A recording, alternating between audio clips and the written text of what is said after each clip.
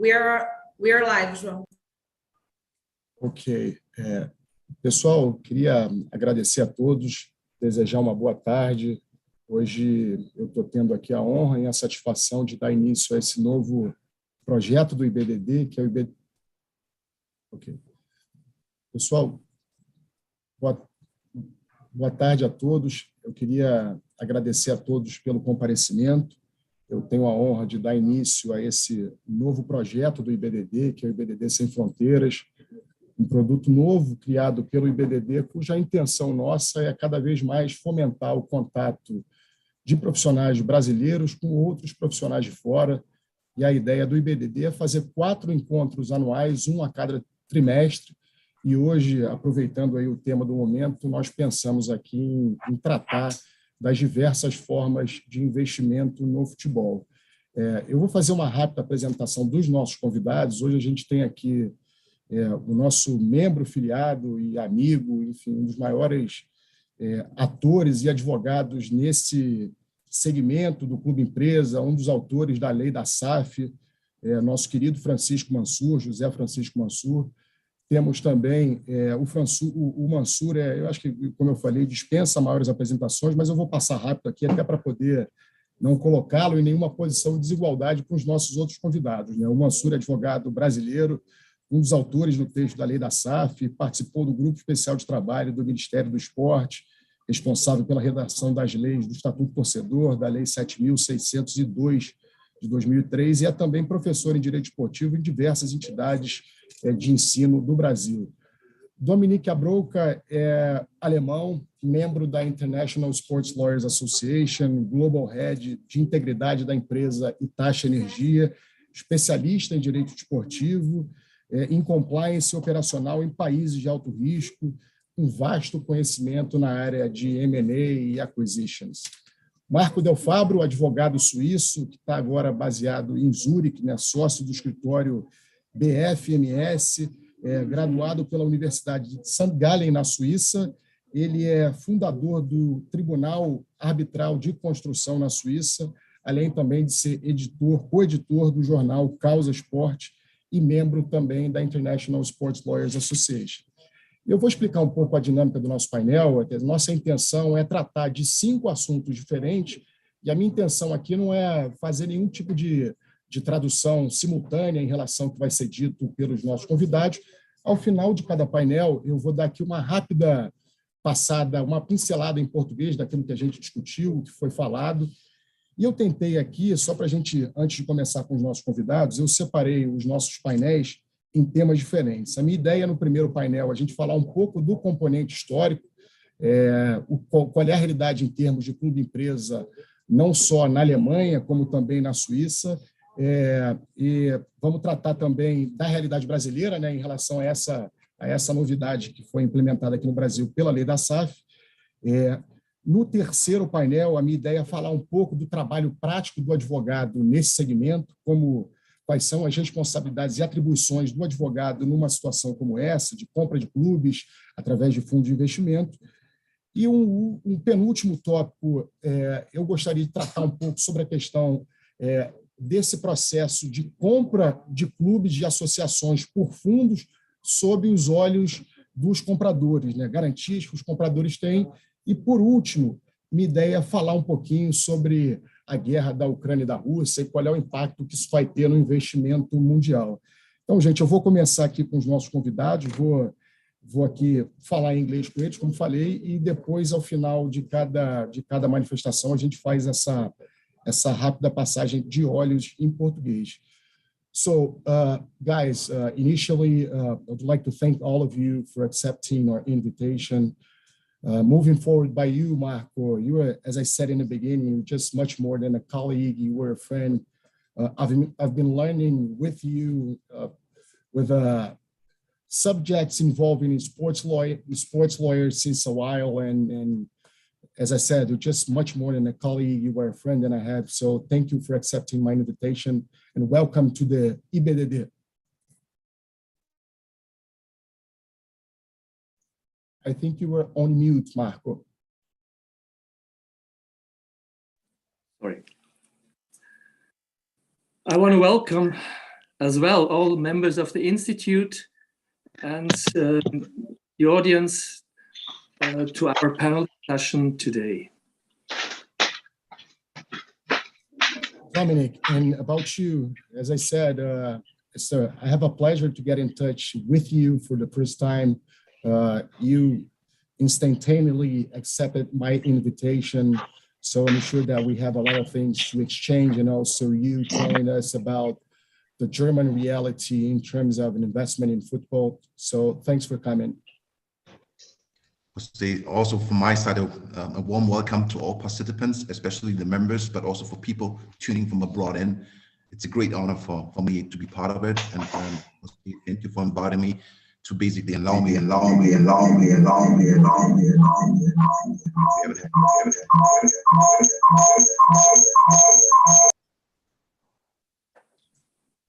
We have some interference, so if you want to say it again, so just go ahead. Yeah, okay. One more time. Thank you, everybody. I want to thank the members of the Institute, but also the audience, people tuning in, and for the opportunity, Mark, for inviting me for this panel, enjoying and to allow me share the view of give some instill appetite of how things are run in Germany in that perspective, in that context. So thank you for being part of that one too. Thank you. And Manssur, as I said about you, no need to present you. I think if we're here today, it's just because of you, because you had the idea in the past of writing law. You were someone that is just a little bit ahead from our time here in Brazil. So if we're just observing all this movement that is taking place in Brazil, I can easily say that you were one of the responsibles, and even responsible for this panel, because if it wasn't the SAF law, we definitely were not here to discuss this issue. So thank you to accepting my invitation and also to come and share your knowledge with all of you. Well, first of all, I would like to thank you for inviting me and for your kindly words. I really think that I don't deserve it. Second, I would like to thank our IBDD, Brazilian Institute of Sports Law. I would like to thank our president, Ms. Raquel Lima, our vice president, Mari Chameletti, our friend and director, Renato Renatini, and all of you from IBDD. I had been, and I will always be a member of IBDD, a proud member. And this initiative that you are taking care, João, is very important. IBDD Sem Fronteiras, IBDD without borders. And I would like to say hello to Dominique and Marco and repeat what João said us just before we started. We are here to listen and learn with you, try to absorb your experience, because this situation regarding club companies is much more familiar for you than for us. We are just starting. So I'm here to listen, to learn, and I'm very grateful for this opportunity. Right, I appreciate it, Manssur. And guys, I wanna just step ahead in our panel by the item 1, which is some historical analysis about company clubs. And I assume that you were, both of you, Marco and Dominique, you were in Europe. You're just much more ahead of us. We have a new regulation nowadays in Brazil, but I can, again, easily say that you are much more familiar just because of the timing that you've been presenting this kind of investment in football. So Marco, just initializing with you, I want to go through some historical analysis and regarding Switzerland. So could you tell us, I think all this movement involving investment in football, companies and funds investing in football in Switzerland, it's from the last century. So could you tell us just a little bit when this movement started in Switzerland, and would you share with us your thoughts about this? Yeah, I'd like to do that, João. Originally, all clubs were organized as association. I can only faintly remember the first company that existed alongside the association. That must have been in the 70s of the last century. FC Zurich, that's the current leader of the first division, was one of the trendsetters at that time that had such an operating company. Since the season 2006 and 2007, the Swiss Football League statutes have stipulated that clubs in the top division, that's the Super League, must be organized as stock corporations. The clubs of the second league, the second division, may be organized either as stock corporation or as association. And I want to hold with you, Marco, specifically in this type of issue involving the historical changes that we had basically in Switzerland. And since you saw all those kind of movements in Switzerland in terms of investment in football, how was those investments received and interpreted by the Swiss community? Was this something good that came, or do you have any critics to make about this kind of investment? What are your thoughts about this? Yeah, let's say as follows.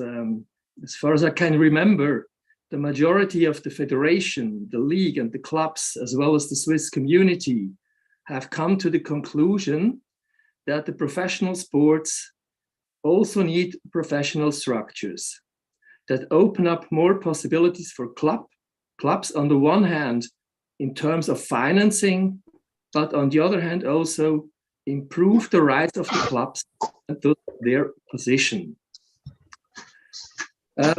However, we had some problems in the past.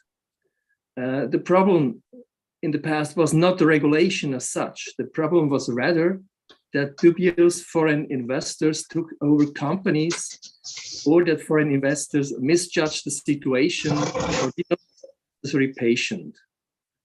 Furthermore, the control of the licensing of the clubs did not work in some cases. I can perhaps give one or two examples here. The Frenchman, Marc Roger, received the majority shareholding in Servet Geneva in 2004 for 1 Swiss franc. In return, he took on the debts over 4 million Swiss francs. His plans were bold. With world champion Christian Garambeu, a French player, he wanted to shake up football in Switzerland or even in Europe. At the press conference, a Lebanese businessman promised Roger to provide the club with 70 million Swiss francs within 5 years. The money was never received. Roger was finally arrested in March 2015 for unfaithful management and forgery of documents. Servet Geneva was 11 million in debt. Roger spent 23 months in prison.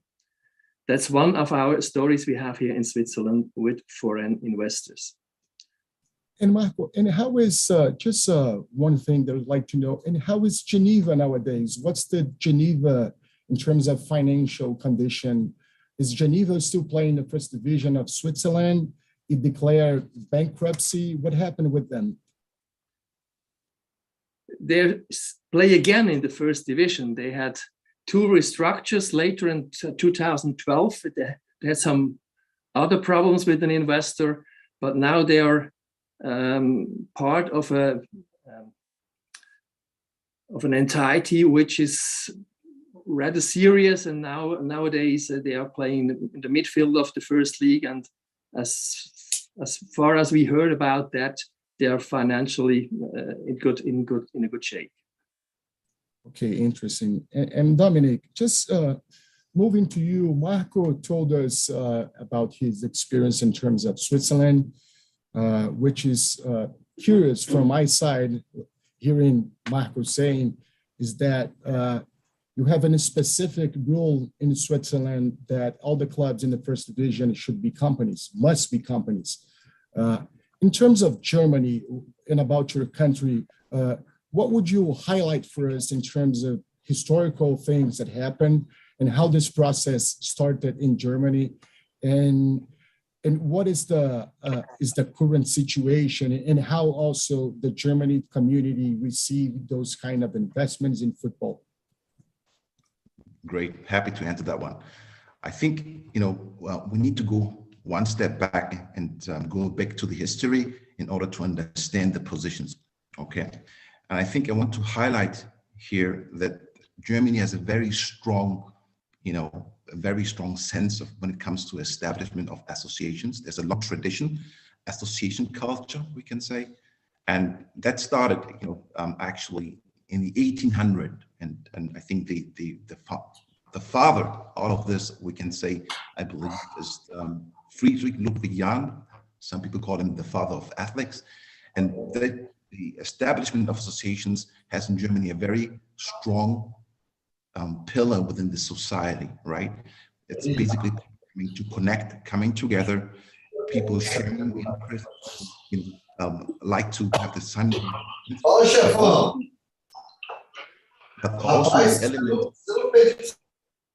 But also the element to basically have people connect for the sake of the common interest, right? And that strong association goes into various kind of discipline. It's not only to sports. There are associations in various facets, like it's a reflection almost of the society. People have associations in chess, people have associations in bowling and football, in any kind of form you can have. Now, if you know, and I'm making a fast forward also to understand why this is important for the people. I think every second or third individual almost is part of an association. That's a part of the society in Germany, because it also serves the public in the common good, right? And there's also a function which the association has from a German perspective. It support, first of all, there's the element exactly to integrate people into, in the community as well. When people move from one country, one city to another city, what the first thing and a good opportunity to meet people is to join an association. Obviously, exactly, you need to make sure that it purports your interest, but that's the people who do, that's where you meet people, so there's also the element where, soft skills are presented as well and promoted, also the concept of democracy, right, to vote and to, getting buy-in. That's also an important element. Now I come to your question. With that said, I'm coming to a question in terms of how is it now perceived that all of a sudden, investors are able exactly to, contribute and invest in clubs. So we have in Germany exactly the possibility for clubs to convert basically, and I think if I just take the first and the second Bundesliga, the majority of the clubs exactly have transferred their professional league in legal entity, allowing them to basically accept and attract investors to chip in. However, there's also a very important rule to keep in mind. They call it the 50+1 rule, which means that no investor could ever take control 100% of the associations in order to dilute the founding principles, the so-called ideal fine of the club, right? So that's a kind of, I think, a completely different approach that, in order to avoid that this bond, this fundamental principles of associations, bringing people together from various ages, from various cultures, from various perspectives, with no financial and economic means, with no financial interest, that should not be completely disappeared about that. This is a quick highlight of the emphasis they pull is what is happening in terms of in Germany. Yes, and mostly I would say most of the clubs basically took the options and converted their legal entity, their professional legal entity, right, and outsourced them into different kind of forms. And they're very forms, but I'm happy to talk more in detail about those variances as we go along in this conversation. Jose. Okay, thank you. And also, just as you said, I was just paying attention about what you said, and you were, at least from my side, I had some a different perspective in terms of comparing the Switzerland system with the Germany, the system that we have in Germany, for example. And as far as I understood, when Marco mentioned that in Switzerland, for example, when you have teams for the first division, you have a kind of a mandatory command obliging clubs to become companies. And as far as I understood in Germany, as you have all of this culture in terms of association, I assume that it's quite different in Germany than it is in Switzerland. Am I right? Absolutely, that's correct. There's not, it's not compulsory for, to become, a corporation to participate there. However, is it attractive? Yes, it is attractive because, it's a great opportunity on a great vehicle to raise funds, right? So that's why this needs to be taken into consideration. And I think, since this is for every club, an opportunity to basically run their life, but also to make sure they can sustain their operations. Many clubs take use or make use of these options and converted their professional department into a legal entity. But it's not compulsory or mandatory. So, in fact, I think there are one or two still been running into their setup is still in the kind of association kind of style, but the majority of them obviously exactly converted. Dominique, one final question about this specific topic. And Marco also mentioned a couple of examples that we had in Switzerland that caused the prison of some of directors of the companies. And he mentioned two specific cases. Specific in German, did we have anything like that? Someone going to jail or prison for some wrong thing that was made in the past? I mean, and I think, you mean in context of his duties in his job exactly as a part of the. Yeah, that's right.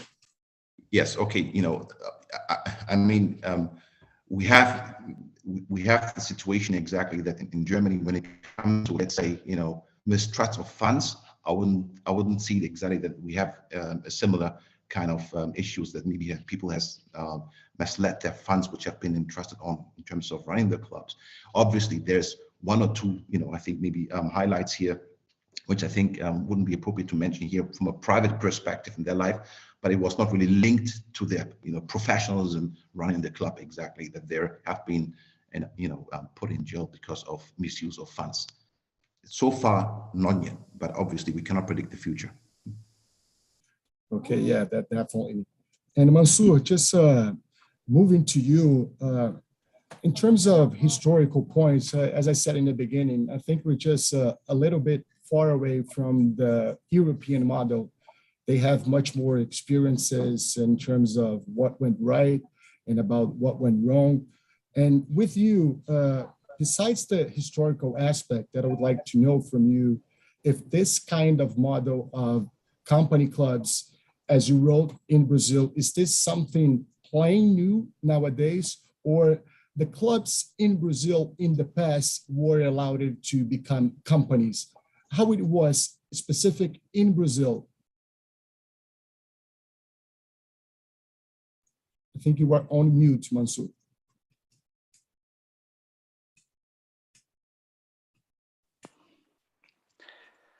The majority of the most important football clubs in Brazil were founded in the first decades of the 20th century. All of them was organized as associations, which best fit the amateur nature of sports at that time. Almost all of them are still organized as associations nowadays. In fact, when the first clubs in Brazil started their activities, the players were not paid. The teams were groups of friends or neighbors who got together to challenge other groups of other neighborhoods to football games.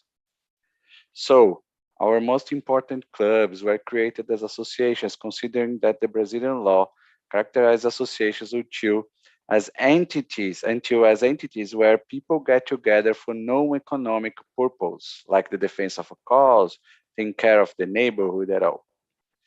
but the economic nature of football clubs' activities has become more and more relevant over time. Around the 20s and 30s, some players started to stand out and some clubs started to offer remuneration for them to join their teams. And to meet players' payments, clubs looked for ways to make money. First, they charged admissions over. They had the expenses increased a lot, and the possibilities of income as well.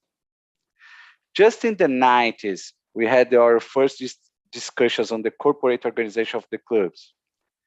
We had discussions involving questions such as, if in our legislation associations are type of organization for no economic purpose, why are football clubs that today handle millions of reais in income and expenses still organized as association? Why are these clubs managed by amateurs, voluntary leaders electing political process? Is it possible, and this is the most important question for me, that the type of organization may be limiting our club's ability to earn more income? Which then explains why Brazilian clubs from football that consider some of the greatest players of all time, which is 5-time world champion, clubs with 20, 30, 40 million fans have so much lower revenues than European clubs with much less fans. Regardless of currency issues, this must be considered that Brazil is the 9th or 10th largest economy in the world. Why do our clubs have such little revenue? So, in 1998, was enacted Brazilian General Sports Law that intended to force clubs, to oblige clubs to abandon the form of associations and adopt one of the business types provided in Brazilian legislation. It didn't work. No club, no directors wanted to be forced to adopt the business forms. Thus, clubs have returned to the option. And it's important to answer your question, João. Our clubs were always allowed to constitute themselves as associations or companies, but almost all of them choose to remain as associations. Since then, the level of competition in Brazil has dropped more and more. I helped write the text of the bill that became the Football Corporations Law in 2015. In the same year, the text was sent to our National Congress, our Brazilian House of Laws. Only in August 2021 was law 14,193 enacted. And since then, we have finally witnessed an intense movement of clubs intending to adopt the corporate form, with their capital divided into shares and everything else. In my speech, I will always use the acronym SAF, Sociedade Anônima do Futebol em Português, to refer to the company created by the football club to manage professional football, as provided in our Football Corporation Law.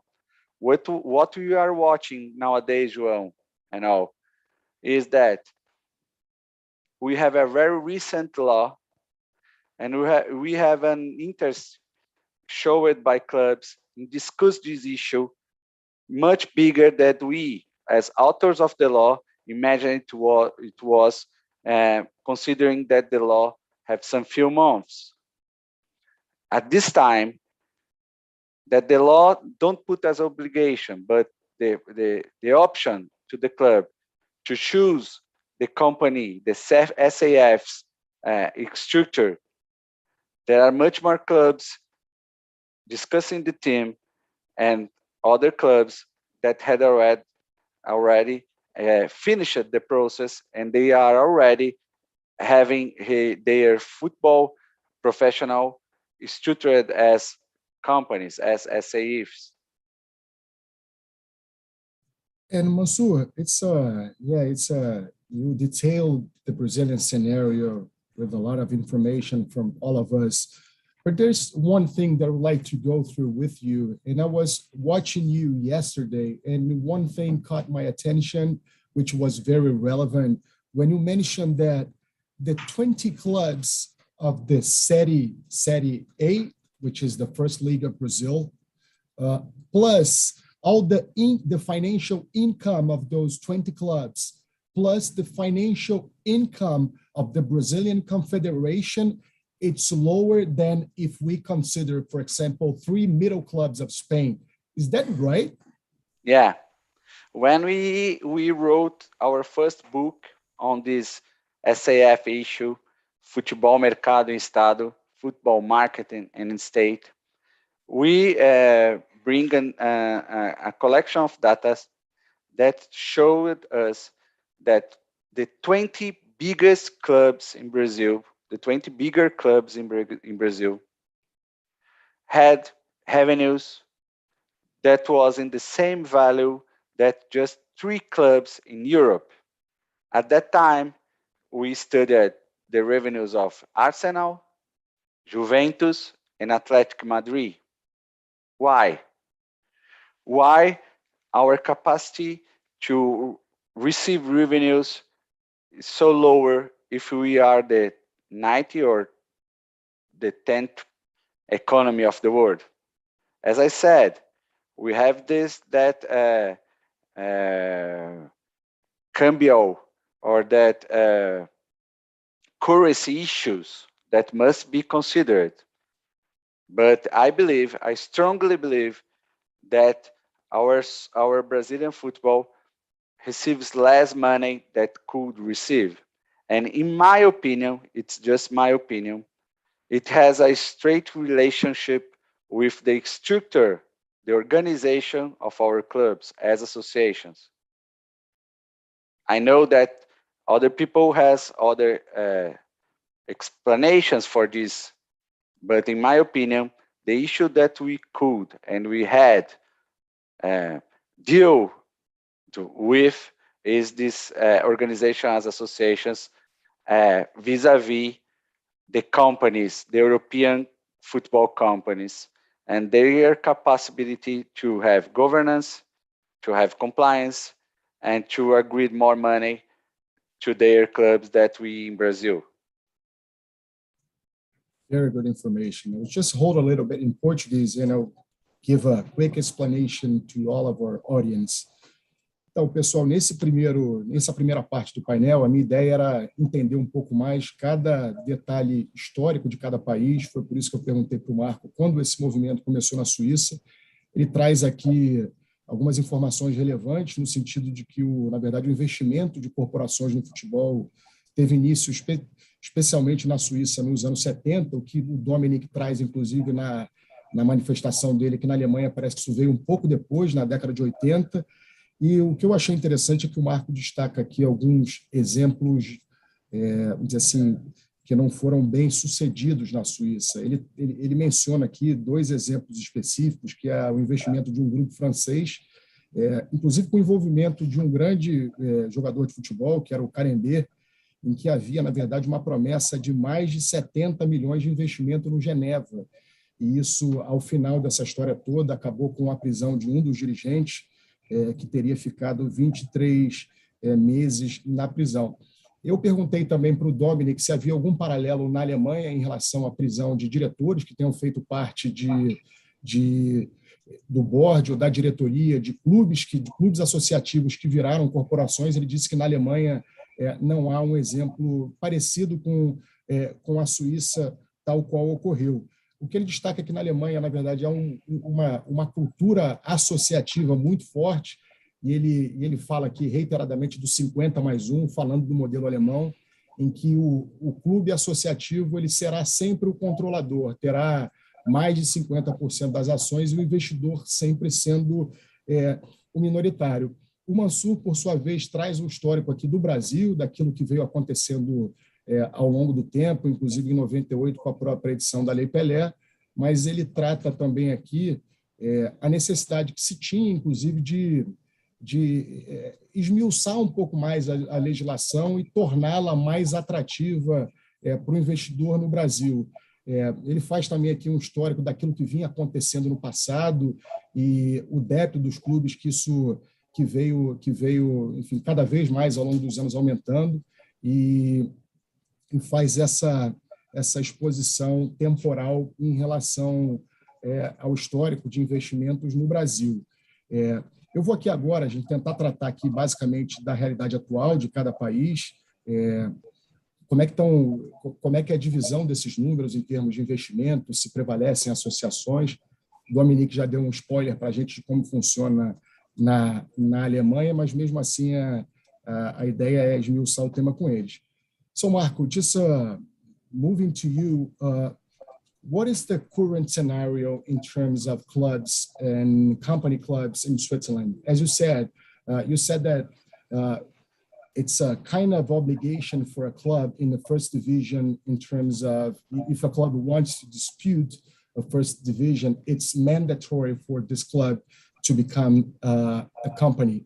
But okay, I understand that in terms of the first division, but just moving a little bit lower to the second division, how many company clubs, corporation clubs you have in Switzerland, and what is this distribution in terms of association and companies in the second division? We have in Switzerland, the second division, 10 clubs. Only one of them are organized only as association. Other clubs are organized as a company alongside to the association. And just to understand a little bit more, Marco, about the Swiss system, how it is, if a company wants to invest in a club in Switzerland, does the company will be the owner of the entire association? And when I'm talking about the entire association, I'm mentioning specifically the players, for example, the junior players. Do they remain with the association, or they are going to be hired by the company? How it is in Switzerland, involving the lower categories? Yeah, in the lower categories, let's take this Division B club.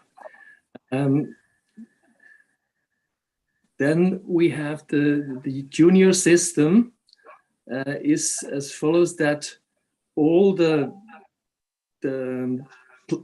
young players and they remain with the association.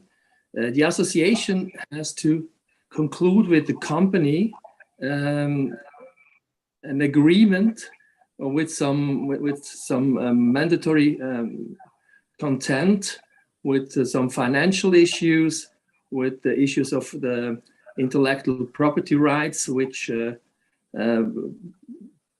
remain with the association. And we have the junior system that shall remain the responsibility of the association, and the rights and licenses arising therefrom shall belong to the association. If a young player goes up, then he will usually get up to the company and will play for the first team of the company, and maybe then sold directly to a foreign club. But what happened if a foreign club is interested in a young player which still is belongs to the association? The board of the association and the board of the company are usually similar, so that there will be no dispute between the association and the company, because both of them are interested to sell the player if some big club, maybe from England or something else, comes and is interested and wanted to buy the player's rights. And Marco, and just about as you call the first division in Switzerland, as far as I do know, you call them it's a Super League, isn't it? Yes, that's true. Okay, and about the Super League, do you have what are who are the people that are, for example, investing in football? If I'm not wrong, there was recently a Brazilian fund or with some kind of participation of some Brazilian that own part of Lugano? And is there any other club with some kind of investment, Brazilian investment, or some other country? I do not know whether there is still some Brazilian investment. Nowadays, we have in Switzerland 3 Super League clubs which have foreign investors. This is Lausanne with the Ineos group. This is Lugano, which is now in the hands of the US billionaire Joe Mansueto, and this Grasshoppers, which belongs to at the end of the day, to the Fossum group. If we have a look at these investments, there is now enough money here. And the investment seems also to be planned for the long term. If there is some problems, then we have which is often underestimated, is on both sides the different cultures between the foreign investors and the people from the club, from the association and the stakeholders here in Switzerland. Perfect. Very interesting. And Dominique, just to you, I'm going to just mention one point, which is related to precautions. And I know that you have a large experience in M&A, in acquisitions. So as a lawyer, if you would just join some kind of operation, some fund buying, some specific club, what kind of precautions would you take into account in a work like this as a lawyer? Okay, Jose. First of all, in M&A dealings, it is very crucial exactly to establish a team. Okay, it's very unlikely to have a lawyer pull off a deal like that magnitude. Okay, first of all, there's a close collaboration required with the tax advisor of the company, right? So that's I think one of the very fundamental. Then you need a team basically to, first of all, understand what you're buying, right? What you're getting into. Okay, so then you need also advisory firms to help exactly provide due diligence, a comprehensive due diligence to understand what's going on, because most of the time when it comes to these deals, the liability goes along with that too. Okay. And you need to obviously exactly in that team, there's not only tax advisor and also investment companies, but you need to have also the links and understanding of the current setup of the club, or we call it the target you're looking for, so the asset you wanted to acquire, but also, and that's the kind of stage you look into the pre-due diligence. So there's a lot of activities you need to involve in, and also to make sure as a lawyer and advise on whether this is ideally it's the company who's targeting that club to buy, in terms of is it a strategic fit or not. I think this is also a very important element where a lawyer has a role to play to advise on the stakeholders looking into it. And then there's the phase when it comes to when a decision has been taken to basically acquire that company, exactly. And there's this pre-diligence stage, which I just mentioned there. But what I want to highlight here, Jose, is a very important component in terms of integration, okay? And that also applies, I think, to every target of every company, every club you look into. Does the club exactly from a cultural perspective also fits into the overall strategic aim? Because there's also many quick positions happened in the past, where people exactly of the target which have been acquired into the organization didn't feel value into the new holding structure, and then key individuals of that target individual company left, and then basically I'm not saying you're buying an empty shell, but the reason why you wanted to buy the company is about the people, and if you do not take those people along along the progress, exactly, you might losing up key essential individuals which are very relevant, and also the reason why you wanted to acquire the company. There's also one item I'd like to mention here, Jose, concerning your previous question, and I wanted to be very clear here. And what Manssur said, that when it comes to Brazil, that clubs in their ideal purpose should not run on any financials, or not from an economic perspective. That's also the same in Germany. I want to be very clear here, right? So it means it should not really be the first driver. However, there is a framework, and this is the reason why many clubs exactly opted to become companies, exactly because of this Umwandlungsgesetz. That's the way the German word for that, giving a more professional structure to allow them to be with them, exactly because the magnitude and the size how the football especially has turned into is so massive, exactly, that it does not really correspond with the ideal Verein which has been initially put in place. I wanted to just clarify this one, so there's no confusion on this one. Thank you very much for a very good explanation. And just moving to you, Manssur, I have specific two questions to you, which is the first one, do you have the numbers, how many clubs are trying to become, how many associations are trying to become companies in Brazil? This is my first question. And the second one is, every time that we work in an operation like this one involving foreign companies that are coming to Brazil, there's one thing that we usually highlight to those companies, which is the risk Brazil. Even knowing that we have, in this case, a specific clear law about facts and things, but we know how our jurisprudence works, and sometimes you don't have, you are not 100% secure in terms of investment. But nowadays we are in a different scenario because we have a specific law. So my first question is, how many clubs, if you have this information, are trying to become corporations in Brazil? And if Brazil, in your opinion, it's a secure field, for example, for foreign funds to come here and invest in our football business?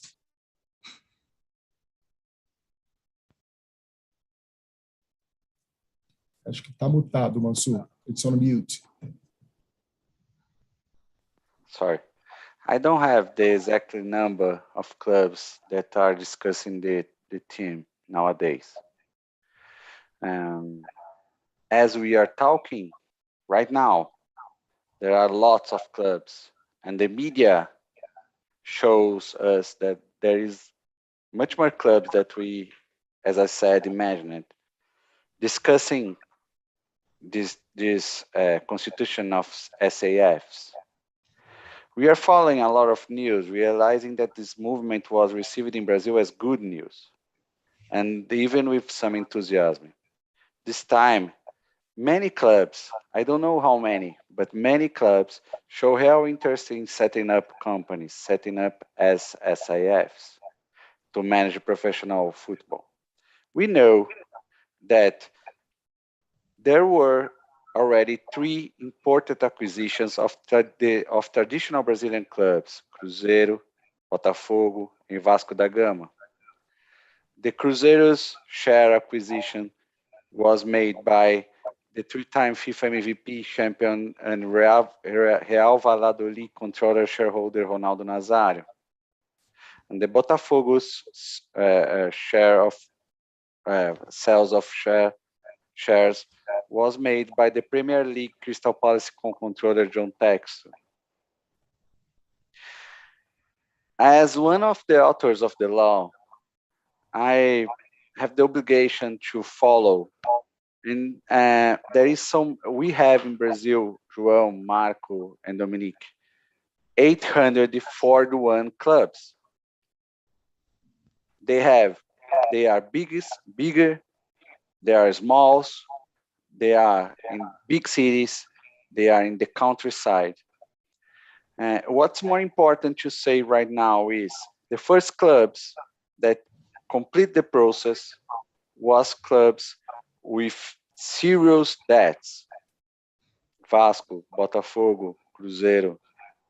But we have already listened about clubs that are not with serious debts. They had the financial situation well controlled, but they wanted they want to discuss this issue because they want to go to another level, even well administrated as associations. Talking about the security of the Brazilian risk, I would like to say that we have, like John said, a new football corporations law. We have some guarantees bring that by the new legislation. The greatest risk in Brazilian scenario today is the possibility of a judicial interpretation contrary to the express test of the football corporations law in relation to the debts of associations that can constitute the SAF. Brazilian football clubs are, as I said, seriously indebted. The football corporations law made the option of maintaining the club's debts with the clubs and determining that the SAFs are born free and clear of the past debts of the clubs. There are several procedures in the law to ensure that clubs pay their debts, including a transfer of 20% of the company's monthly income to the club, which must be used to pay off debts. However, some creditors of clubs have already gone to court aiming to collect such debts not from the club, but from the SAF. If the courts do not observe and follow the express test of the law and allow the collection of debts against the newly created SAFs, initially, for obvious reasons, without large revenues, the risk that I identify exists of such companies being stillborn or born handicapped. This is, for me, the biggest risk we are dealing with nowadays, João. Very important in what you said, Manssur. Just Jose, if I may add. Just go ahead, Dominique. Okay, because I think that's also a very important one, exactly. I think into the due diligence is also to make sure that management control. This is an emphasis I believe a lawyer should look into it. And especially when it comes to death, most of the time, exactly, you know, the new operation and the club, depending on the setup of the agreement, are joint debtors towards, you know, the creditors, number one. And I think I owe you some statistic because you asked me for statistics. When I take the German Bundesliga, the first league, okay, we have 18 clubs, right? Out of 18 clubs, I think it's only 2 running in associations. The other 16 are already into corporations.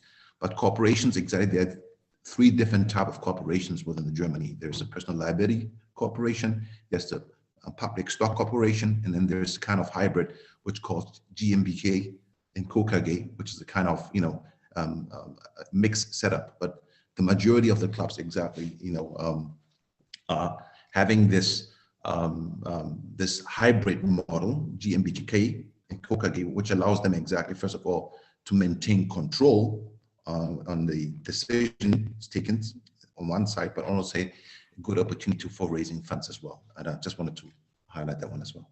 Okay. Perfect. And I would just hold a little bit in this specific topic, just to translate real quick what we discussed right here. Eu tentei aqui, nesse painel, gente, tentar entender um pouco a realidade de cada país. Perguntei para o Marco na Suíça, e o que eu acho que realmente... E fiz menção especificamente em relação à segunda divisão, porque, segundo ele falou, há uma obrigatoriedade de todos aqueles clubes que participam da primeira divisão serem, na verdade, corporações ou companhias, clube-empresas, como a gente chama no Brasil. Na segunda divisão, como ele falou, não há essa obrigatoriedade. E perguntei também, por curiosidade, se havia, porque eu sei que recentemente havia um controle do Lugano, se eu estou enganado, em relação ao investidor brasileiro. Ele disse que hoje não tem nenhum investidor brasileiro, nem fundo, enfim, nenhuma participação de fundos brasileiros investindo no futebol na Suíça. Eu perguntei também para o Dominique em relação à complexidade do trabalho, até porque o Dominique é uma pessoa, um profissional com uma vasta experiência, como eu falei no princípio, nesse segmento de M&A e acquisitions. Ele destacou aqui a complexidade da due diligence que precisa ser feita, inclusive para poder aferir questões contábeis, ele menciona muito sobre um trabalho integrado de um time de advogados para poder dar conta e avaliar se o negócio vai ser bem sucedido ou rentável para quem está investindo. Eu aqui direcionei para o Manssur, eu tratei especificamente do risco Brasil, que é algo que as pessoas de fora, quando a gente trabalha numa operação, o que o estrangeiro, a primeira coisa que ele pergunta é em relação ao risco Brasil, que são todas aquelas incertezas em relação à aplicação do texto da lei.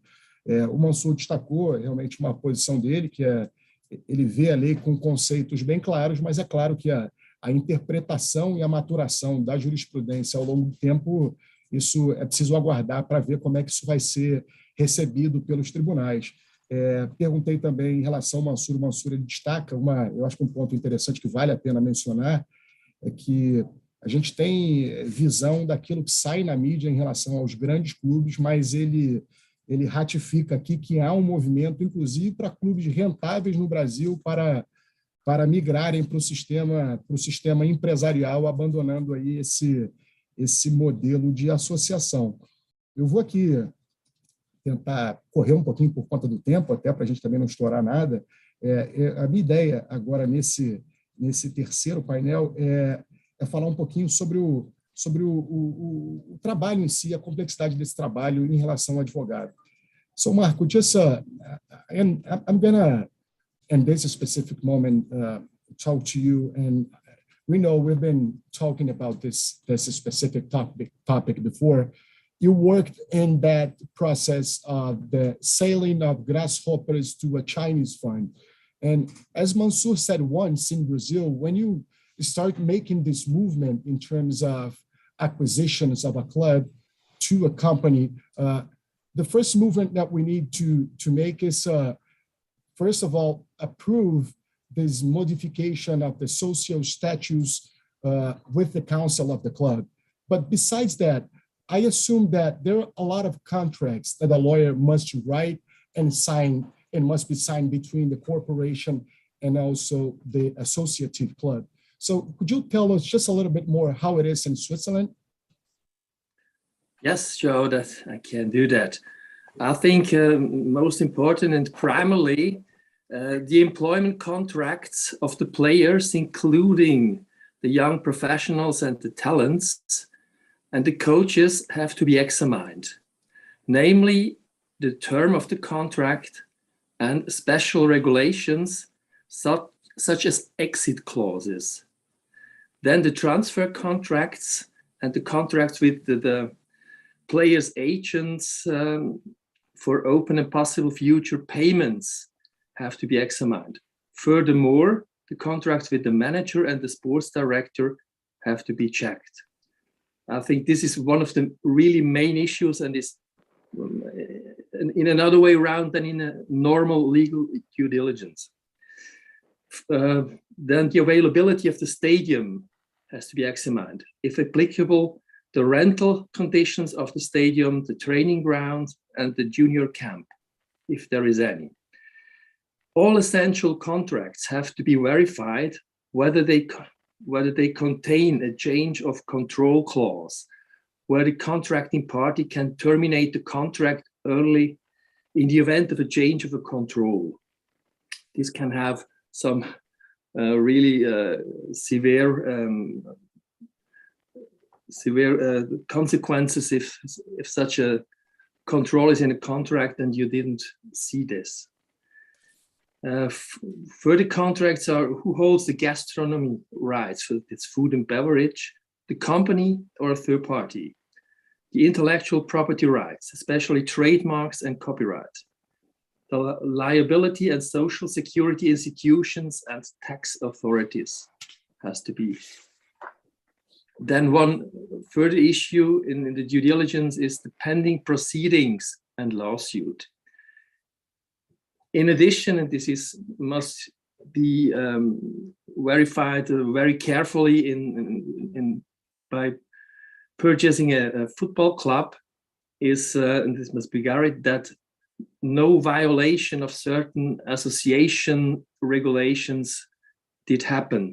Inter alia, there are no pending or threatening proceedings or lawsuits. For example, a violation of Article 18b of the RSTP, this influence of third parties on transfers and employment relationships, or Article 18 ter of the same regulation, that's the ban on third-party ownership of players' rights.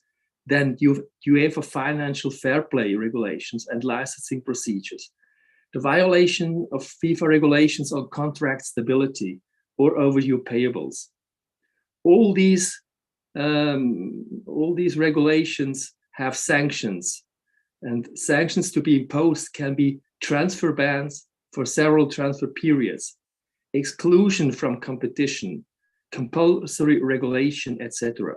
Such a scenario would be a disaster for an investor. And last but not least, the compliance with the data protection regulation is becoming increasingly important, which is definitely difficult because of the impact principle. Very interesting. And is there anything to add? No, thanks. No. He covered all, right? Yeah, and Dominic, just you heard about what Marco said, and is there any point of intersection in terms of the work of a lawyer, even in Switzerland, and then if we would compare with your country, with Germany, is anything specific that you would like to highlight or to add in what Marco said? I think, and Marco covered the topic of due diligence, and these are exactly all the components which needs to be checked, right? And starting from the change of the associations and the approval from the board. With that one exactly, the ball does not start rolling, right? So I think I don't have anything to add here. I think he really covered also the aspects which from an acquisition standpoint of view, there will be the focus.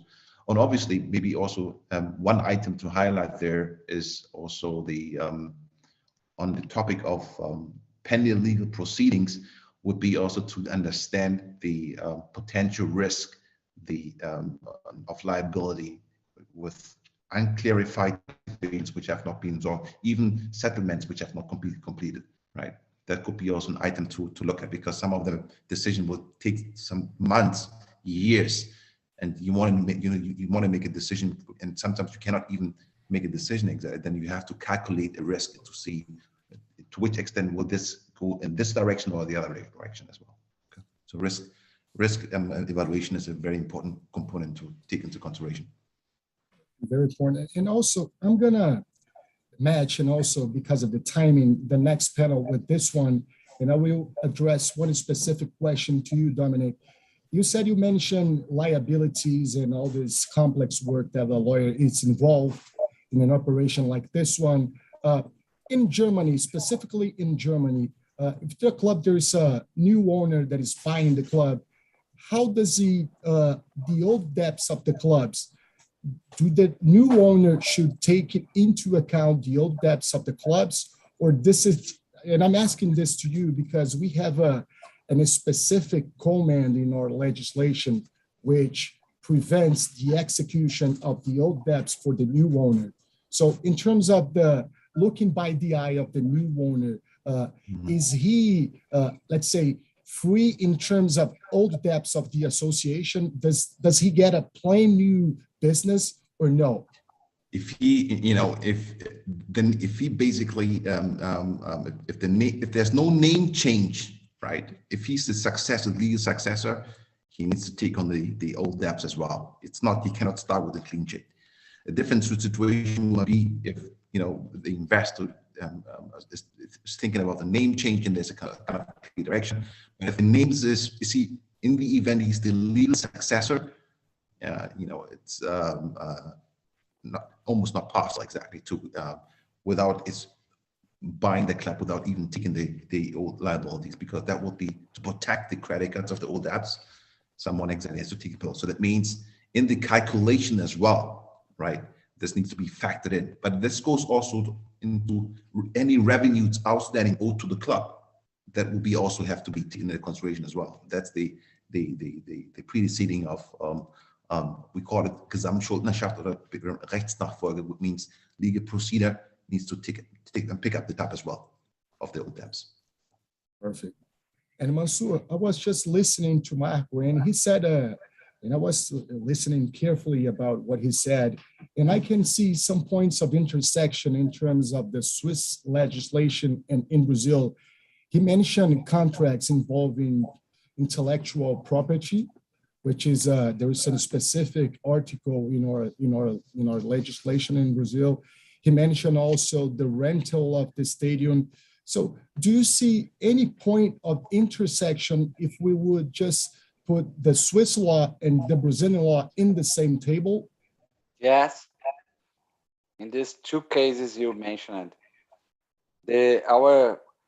our football corporation's law states that if real estate, including the sports facilities such as stadium and training centers, is not transferred to SAF, the original club must enter into an agreement to define the use of those facilities by the football corporation. This contract, it can be a location contract, a right of use, but they have the obligation to deal into this use of all real estates that has some relation to the football activities, like the stadium and the training center.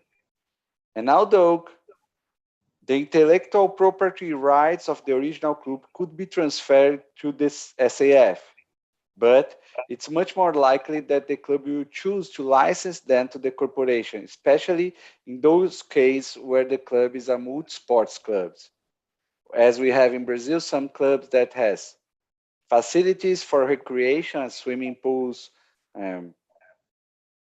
house of shows at all, and other modalities as basketball, volleyball, handball at all. So we are considering more likely, as I said, that the club choose not to compose the capital of the company with the intellectual property rights, but license them to the corporation in a specific contract regarding these properties. Very interesting, and it's and especially on this issue that I'm mentioning about the protection of the new owner has in terms of old debts. And for sure, we needed in Brazil to make some law which would allow the new investor to have some guarantee in terms of futures execution. So this is one point. If we wouldn't have in the law this kind of protection, would you think that the Brazil would attract foreign investors? And when I'm talking about this attracting foreign investors, I'm mentioning, of course, the big clubs and also the clubs that has a lot of debts in Brazil. What do you think about this, Manssur? I think that if our football corporation law has a specific article to ensure that this mandatory transfer of 20% from the SAF to the club is used to offset the payments of debts under the centralized enforcement regime, if there is a legal guarantee, the risk is just, as I said, a misinterpretation of the law, including that this specific article includes a punishment to club officers for misuse of this resource. Also, if the club association does not pay the debts within 10 years, it's very important. The SAF will be secondarily or subsidiarily responsible for the payment. But other guarantees of compliance with the club's debts payments may be stipulated in the share purchase agreement and in the sale agreement of the shares. I hope I had answered your question. Yeah, it was quite clear to me, and it was 100% understandable. And I'm just going to translate real quick what we're discussing in this panel. Então, pessoal, you want to say something, Dominic? Yeah, because sorry for chipping exactly, but I think Manssur, No, just go ahead. I had the read of the Brazilian law, I think, which has been passed in August, I think, last year. And what I realized there, and this is very interesting, that there's also a component to invest in education and social development. Yeah. And this is a very important element to highlight there, right? To make sure exactly that the principles, the founding principles, I think that's the way I read it, are also adhered to it. So it's not only looking into financial gains, but also making sure exactly that the development of the youth exactly in the community is also a very important element to focus on in that perspective. And now I'm making the bridge to German law as well. And there's also, if an investor is trying exactly to take over, there's no taking over any way possible exactly, but there's also very important exactly that the way and how to invest is also to make sure that at least the interests of the club, the founding club exactly, are adhered to, so that it's not completely changed, and then basically it's receiving a different kind of picture outset. So I really like that. I wanted to highlight that this is a very interesting kind of development, and I hope this will really, we see more of that in other legislation as well. I just wanted to highlight that. Dominique, I'm very happy you talked about this chapter of the law. This is a chapter of the law that I like a lot. There is some justification. We created a new taxation model for the SAFs. They will pay less incomes and taxes than another activity company than football. So we believe that the SAFs might return something to the society. Wonderful. And we tried to create a model of convenience between the club and the school of the city, the school of the neighborhood. And we believe that it's good for both parties, because the club has the opportunity to see the youth players that they will try to be players, and the club will stimulate the young athlete to go to school, because he will train in football just in case if he goes to school and stay in class. So I like much this chapter of the law, and I'm very glad you mentioned it. Pleasure. I think it's a very strategic, wise move, Manssur. Very well done. Very interesting. Thank you. E nesse ponto, basicamente, aqui começando um pouco pelo final, o Dominique ele destacava aqui nessa manifestação para o Manssur que, independentemente do negócio, é preciso ter em mente que a associação ela continua. Então, quer dizer, não se pode nunca sobrepor o interesse comercial a um interesse associativo. O Manssur destaca pontos de relevância, pontos sociais, inclusive, que foram delineados pela própria lei, e isso realmente é uma preocupação também no modelo alemão. Eu procurei saber do Marco como é que era a complexidade desse trabalho dele no modelo suíço, e estava tentando extrair dele quais os contratos que uma associação e uma companhia celebram nesse tipo de operação. E aí eu cheguei aqui a destacar, inclusive trouxe isso para o Manssur, que eu vi alguns pontos de interseção com a própria lei brasileira, na medida em que havia a necessidade também pelo regulamento suíço em contratos de aluguel de estádio, contrato para utilização de propriedade intelectual, e o Manssur até colocou que a gente tem duas possibilidades pela lei brasileira, que na verdade é a cessão em definitivo da propriedade intelectual, né? Ou então isso ser contratado através de um aluguel, o pagamento de uma taxa mensal. Acho que está batendo, né, Manssur? Foi mais ou menos isso que a gente discutiu aqui, né? Se tiver alguma contribuição, você fica à vontade também para me corrigir aqui. Pessoal, a gente aqui, eu vou aqui pedir permissão para a gente tratar aqui especificamente do último ponto que a gente acabou encaixando no painel, que é uma questão atual e que diz respeito à guerra da Ucrânia e Rússia. E aqui o meu ponto é saber em relação aos impactos da guerra, não nos contratos de trabalho, que isso já está sendo discutido, enfim, em outros fóruns, inclusive acadêmicos, mas o meu propósito é entender qual é o impacto que isso trará no investimento do futebol. So, Marco, just getting to the end of our panel, just one last question to you, which is related to the war involving Russia and Ukraine. And by the eyes of the investor, we're not going to mention here how the contracts of the players are going to be in the future. But my point is how this war interferes the investment in football. And my second point is, do you see any kind of interference in our Brazilian market in terms of war? It's going to be any impact in Brazil in terms of investments because of the conflict involving Russia and Ukraine? Yeah, João, it's difficult to say, but I believe that there is an impact on the investment in football clubs. On the one hand, at the moment, the number of potential Russian investors will decrease, at least at short term, and presumably also at least in mid-term. Because the majority of these potential investors are likely be close to Putin and thus affected by existing or future sanctions.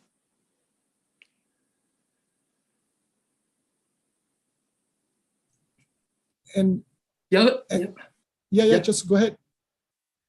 The other question is what really happened. I think the war will lead to maybe to a global economic crisis, and such an economic crisis would have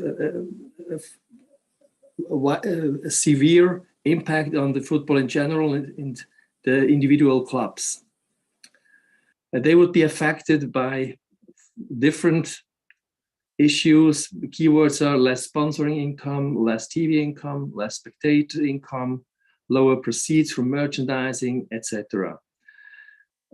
This is in the first step or period. However, in a second period, if the economic recovery could then be the starting signal for such investments in football, and because the clubs or companies could then be bought or take over relatively cheaply, especially if they are in distress.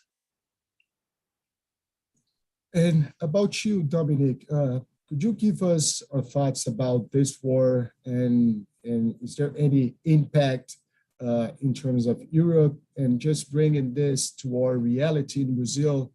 I know and I understand that we're just far away from Russia, but do you think that will be any impact in South America, and especially in Brazil, because of this war? João. On mute. Maybe not in the first wave, John, but look at the stock market. Everything exactly is right now quite went south. Okay, so investors have become very reluctant, and people are and taking either having a lot of losses, but also are hesitant to make investments. Number one. Number two, if you look about the corporate boycotts happening right now, a lot of giant companies either pulling out of Russia or decreasing or pausing business, and obviously, this will have a ripple effect, not only in Russia. It will go also to and to other countries as well. So I won't see maybe the direct impact, but as long as this situation continues, as more exactly, also in terms of inflation, that we could, and I think we have already entered the stage of crisis, economic crisis from a broader perspective. right? And that's becoming an issue in many facets. And this will not make stop in any border, also from a geographic standpoint of view. That's my 2 cents on that one. Okay. Perfect, very nice. And Manssur, how about us? I think we are in the same reality because we are in Brazil, and we've heard about Marco and Dominique about the impacts in South America of this war. In terms of investment, do you see any straight impact in Brazil involving this war in Ukraine against Russia? For obvious reasons, we in Brazil do not feel the impacts of the war like people in Europe, apart from our solidarity and concern for the people who are suffering, for sure. In these first interactions between Brazilian clubs and potential investors interested in buy shares in the new SAFs, I don't know why, but we have not heard until then, even before the war, interest from Russian conglomerates. This is not what happened in England, for instance. The news of the impact of the war on Brazilian football so far concerns to the possibility of returning of Brazilian players linked to Ukraine or Russian teams, since FIFA authorized these players to suspend their contracts and be free to sign temporary contracts with other teams in other countries. Of course, in the long run, the war scenario can bring greater impacts to football, to sports, and most important, to people's lives. And this is always very worrying. I know, I believe that everybody, we really hope that the war will end as soon as possible, so the people can resume normality in their lives and the sports come back to normality. We are watching the effect of the war in the English football, what is happening with Chelsea at all. We are not being affected so much in these first moments, even though the price of the oil and gasoline are higher and higher. But we know that a long-term war will affect us as will affect all over the world. Perfect. And I think we're just almost getting closer to the end. And I wish I could make all the questions that people sent to us, and we don't have time to it, but I'll make this one final question, which was made by Vitor Silvestre. And as it is linked with the reality that we have in Brazil, Manssur, I'm going to address this question to you. The question is, do you think that this movement involving those traditional clubs in Brazil, Botafogo, and I'm talking about the big clubs, okay? Botafogo, Cruzeiro, Vasco, do you think that this is going to be the end involving big clubs, or do you see that there's much more to come? No, I don't think it will be the end. I believe in some impacts that became from the rivalry between clubs. As we knew, Vasco da Gama was not thinking about create his SAF. Just after the announcement of the John Textor's interest in the creation of the SAFs of Botafogo de Vasco, started to talk and discuss this issue. I believe that the results into the field will define the size of the pressure that the supporters, the fans, will do on their directors, on the board of the clubs, to say why my neighbor are better than they were just 1 year before, and why they are better than us. If the answer is because they constitute the SAFs, the fans will pressing a lot the board of the clubs to make the same way. But if the results into the field and for the structure or the financial of the clubs are not good, the pressure will be smaller. I still believe that here in São Paulo, we have 3 big clubs, São Paulo, Corinthians, and Palmeiras, and there is no discussion among them about this possibility of transformation. But if you want, fulfill the process and make better results in the field and at all. The other two, the support, the fans will ask the board, why can't we do the same? I believe too much in this kind of relation among big clubs, one looking to the other garden and try to understand what is coming, why the garden of him is more beautiful than mine, and it can push for the changes. I believe in this kind of process in Brazil. And I don't know if this expression regarding the garden, it's something quite common in Brazil. We usually mention that, and that's Manssur said, the garden of the neighbor is always nicer than the one that we nicer have. And more green than ours. It's something really Brazilian. I hope Marco and Dominique understood what I tried to say. Transporting to the football relation among clubs and fans. It's a nice analogy. This reminds me the time that I was a kid when my dad keeps saying that to me. Oh, you shouldn't look to the garden of your neighbor. Look to your own self. This is one point. But guys, I would like to thank you, all of you three, for accepting my invitation. I'm just going to give you the word for final considerations. But again, and just moving forward by you, Marco. As I said a lot of times to you, thank you very much for accepting my invitation and also for making this connection with Dominique. And I'm sure that we had a very rich afternoon, exchanging ideas and points, everything. And you were great again, all of your lessons. So thank you again for coming.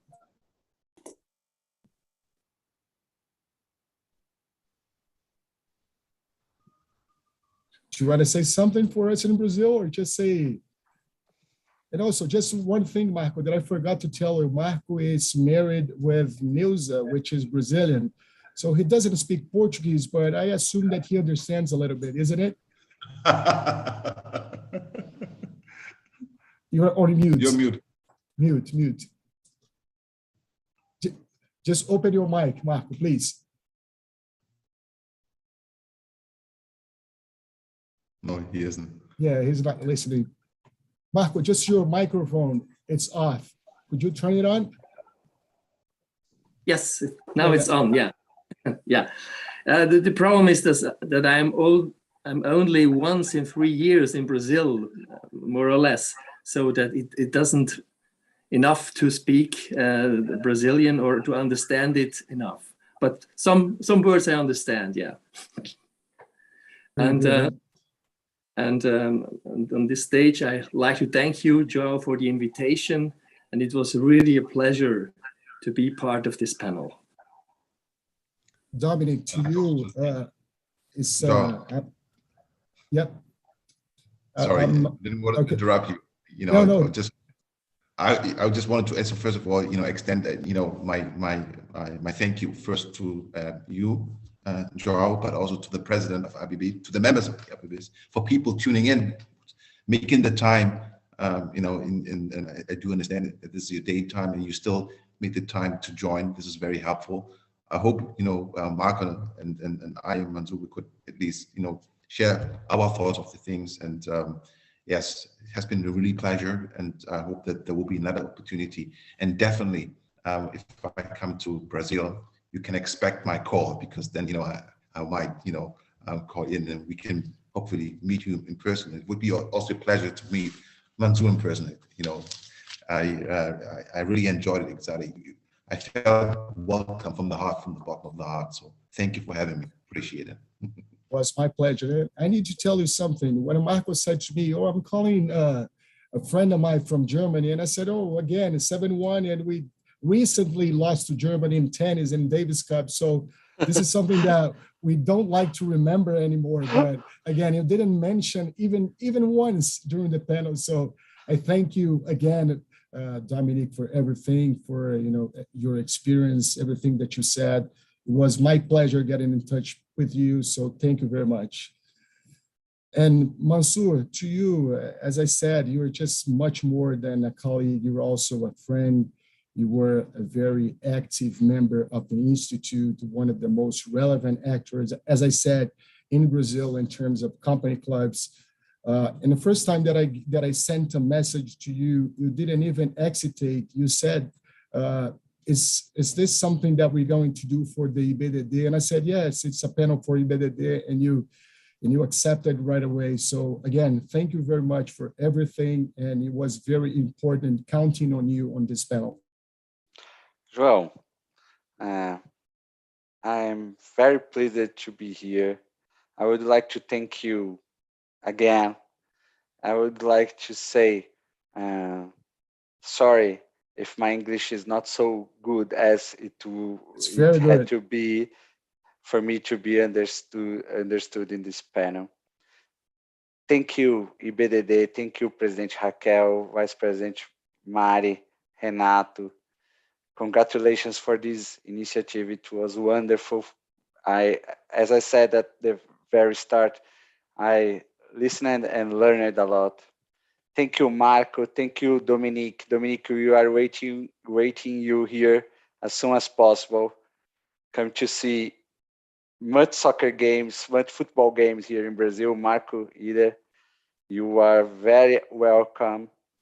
João, thank you for your comprehension, for all the hard work you had to organize this panel. You are fundamental for this initiative.